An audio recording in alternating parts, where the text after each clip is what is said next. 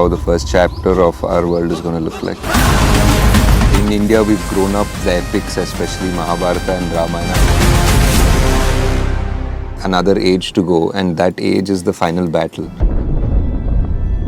In India, we've grown up with so much of the epics, especially Mahabharata and Ramayana, being part of our culture and everyday life, like especially not just religious, but just like even just stories that we tell our kids. And so, you know, when you grow up and you're watching a lot of, I guess, foreign films which are in the either comic book space or Marvel or Spider-Man or Star Wars or any of those things, you always wonder, like, where are our superheroes? Because they are as heroic and they are as larger than life as anybody else.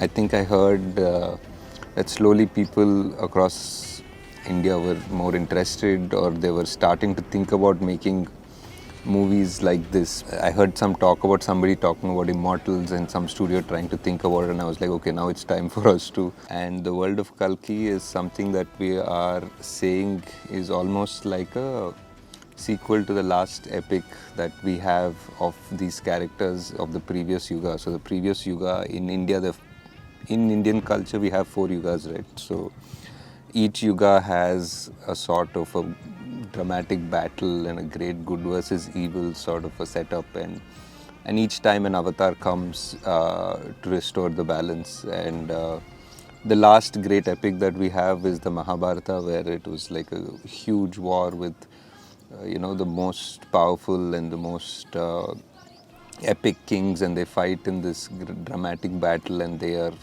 one side is protected by an avatar, a god figure, which is Krishna. Final epic was the last story that we know, and all of our greatest characters from there have an ending, or some of them have an open ending, or we know that this is where this story ended, but we still have another age to go, and that age is the final battle. That age is where the end essentially has to begin, and everything has to come to a climax. Like all of these stories, all of these 9 avatars, all of these 4 yugas, all of these battles which are small and big that happened since the creation of time has to end somewhere. So we tried to see if we could attempt to write that, and that's how we started. And that's where the last story of our mythology sort of ends. And now we are meant to be in the last age, which is called the Kali Yuga, and we don't really have a story of this era or of this yuga because it's still happening, obviously.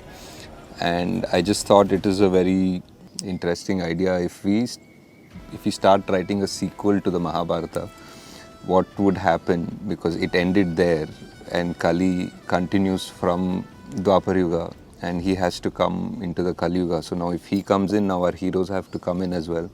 And how is this epic going to be? How are we going to write this? And I wanted to write it in a way that it's today, and it's for the whole world to be part of it now, because it's not just, because it was never, I think, ever just one country, it's always the world. So I thought we'll write it in that sensibility, and hence 5 years later we are here, and we are close to being able to share with you how the first chapter of our world is going to look like.